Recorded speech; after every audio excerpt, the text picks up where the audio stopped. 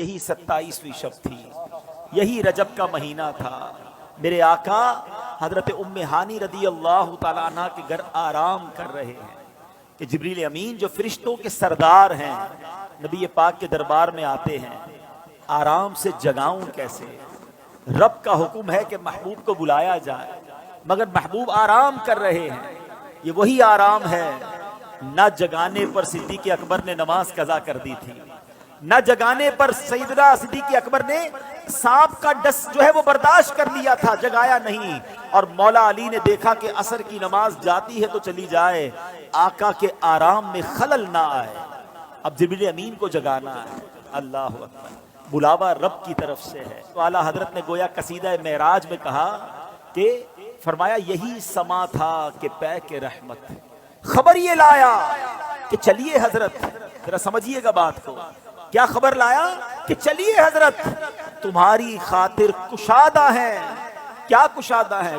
جو کلیم پر بند راستے تھے۔ نبی پاک کو حتیم میں لایا گیا، وہاں نبی پاک کے سینہ اقدس کو چیرا گیا اور اس میں نور کی برسات کی گئی، حکمتیں داخل کی گئی، پھر سینہ اقدس کو بند کر دیا گیا۔ آج لوگ کہتے ہیں سائنس نے بڑی ترقی کر لی ہے، اوپن ہارٹ سرجری ہوتی ہے۔ سنو، 1450 سال پہلے ایک بار نہیں، نبی پاک کی 4 بار اوپن ہارٹ سرجری ہوئی، مگر یہ کیسی سرجری تھی؟ نہ کوئی تکلیف ہے، آقا دیکھ رہے ہیں کہ دل کو باہر نکالا گیا ہے اور نبی پاک کے سامنے نور ڈالا جا رہا ہے۔ اللہ اکبر، یہ بھی نبی پاک کا معجزہ ہے۔ اور پھر وہ سفر شروع ہوتا ہے۔ اب نبی پاک مکہ پاک سے بیت المقدس جاتے ہیں۔ سبحان اللہ، بیت المقدس کا سفر یہ براق پر کیا جاتا ہے۔ نبی پاک علیہ الصلوۃ والسلام اب پہنچتے ہیں اس جگہ پر جسے ہم بیت المقدس کہتے ہیں۔ بیت المقدس ویسے بھی دیکھنے کی بڑی تمنا ہے، لیکن جب سے یہ پڑھا ہے اور جب پڑھتے ہیں ایک دل میں عجب تمنا جاگ اٹھتی ہے۔ ذرا سوچو تو صحیح کہ کائنات میں ایسی نماز نہ اس سے پہلے ہوئی نہ اس کے بعد ہوگی، جب اس کائنات کے سب سے بہترین افراد یعنی انبیاء کرام کم و بیش 1,24,000 آل ٹوگیدر ونس ٹائم، ایک ہی وقت میں وہ بیت المقدس میں موجود ہیں، صفے تیار ہیں، مؤذن فرشتے ہیں، اقامت دینے والے جبریل امین ہیں۔ اور اب جبریل امین نے عرض کیا حضور اب آپ امامت فرمائیے۔ امام الانبیاء میرے آقا امامت فرما رہے ہیں۔ سبحان اللہ، سیدی اعلیٰ حضرت امام اہل سنت بڑی پیاری بات لکھتے ہیں، فرماتے کہ وجہ کیا تھی؟ معراج کی رات کی جماعت کیوں جو ہے وہ سجائی گئی، یہ بلایا کیوں گیا سب کو؟ سبحان اللہ، رہتی دنیا کو یہ بتانا تھا۔ اعلیٰ حضرت کہتے ہیں نماز اقصا میں تھا یہی سر کہتے راز کو، عیاں کہتے ظاہر ہونا۔ فرماتے نماز اقصا میں تھا یہی سر، یہی راز تھا کہ عیاں ہو مانائے اول آخر، پتہ چل جائے دنیا کو کون اول ہے کون آخر ہے دست بستہ پیچھے حاضر، سارے ہاتھ باندھے کھڑے ہیں، کون؟ جو سلطنت آگے کر گئے تھے۔ اقصا میں سواری جب پہنچی، اقصا میں سواری جب پہنچی، جبریل نے بڑھ کے کہی تکبیر۔ اقصا میں سواری جب پہنچی، جبریل نے بڑھ کے کہا۔ اب نماز سے میرے آقا فارغ ہوئے، اب آسمان کے سفر کی تیاری ہے۔ اب سفر آسمان میں وہی براق ہے، وہی بارات ہے، وہی دولہا ہے، وہی باراتی ہیں۔ آن کی آن میں پہلا آسمان آ گیا اور اللہ کے حبیب کا یہ سفر کتنا فاسٹ ہوا، نبی پاک آگے بڑھتے گئے، اب سدرۃ المنتہا آ گیا۔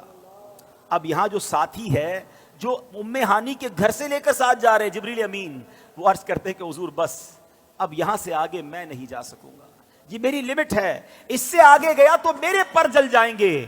اللہ اکبر، اب اس کے آگے فقط رب کے حبیب جا رہے ہیں۔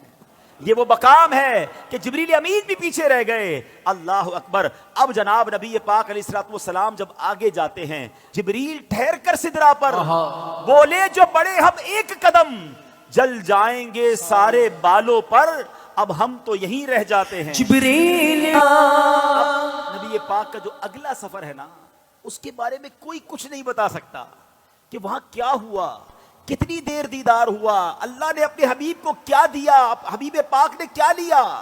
وہ ایسی راز کی باتیں ہیں، وہ ایسی کرم کی باتیں ہیں کہ جتنا اللہ کریم نے قرآن میں بتایا، اور جتنا حبیب پاک علیہ الصلوۃ والسلام نے ہمیں آ کر بتایا اس کے علاوہ کوئی اس کے بارے میں نہیں جانتا۔ تو اب یہ وہ سفر ہے میٹھے اسلامی بھائیوں کہ جب نبی پاک علیہ الصلوۃ والسلام یہ سفر کر کے واپس آئے، یہ عظیم سفر ہے، جنت کے طبقات دکھائے، جہنم کے مشاہدات کیے، آل ٹوگیدر جب یہ سفر کر کے نبی پاک واپس آتے ہیں تو آج لوگ کہتے ہیں جناب کہ بڑی سائنس نے ترقی کر لی ہے، بڑا مہینوں کا سفر دنوں کا سفر منٹوں میں طے ہوتا ہے۔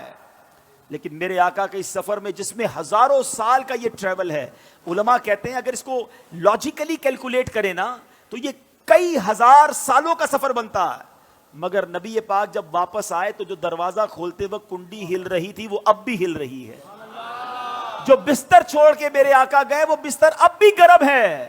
آقا نے وضو کیا تھا، ہم وضو کرتے زمین پر پانی بہتا ہے، راوی لکھتے نبی پاک آئے وہ پانی ابھی بھی بہ رہا تھا۔ تو ہو سکتا ہے آج کا یہ ماڈرن دور کوئی ماڈرن نوجوان آ کر کہے، سائنسدان آ کر کہے کہ جناب اب تو سائنس نے اتنی ترقی کر لی، تمہارے نبی تو اونٹوں اور گھوڑوں پر سفر کرتے تھے، آج ہم جناب چاند پر پہنچ گئے، مریخ پر پہنچ گئے، بڑا راکٹوں کا زمانہ آ گیا ہے، سپر سونک ایئر کرافٹ بن رہے ہیں، آواز کی رفتار سے زیادہ تیز طیارے بن گئے۔ بتاؤ کیا اسلام میں تمہارے نبی کے پاس کوئی ایسا معجزہ ہے جو آج کی سائنس کو جواب دے سکے؟ اللہ اکبر! سنو تو صحیح، ہزاروں سال کا سفر کر کے میرے آقا آتے ہیں اور کنڈی ابھی ہل رہی ہے۔ گویا ہوا یہ کہ کم وقت میں نہیں بلکہ نبی پاک نے یہ سارا سفر نو ٹائم میں کیا، وقت وہی ٹھہرا ہوا تھا۔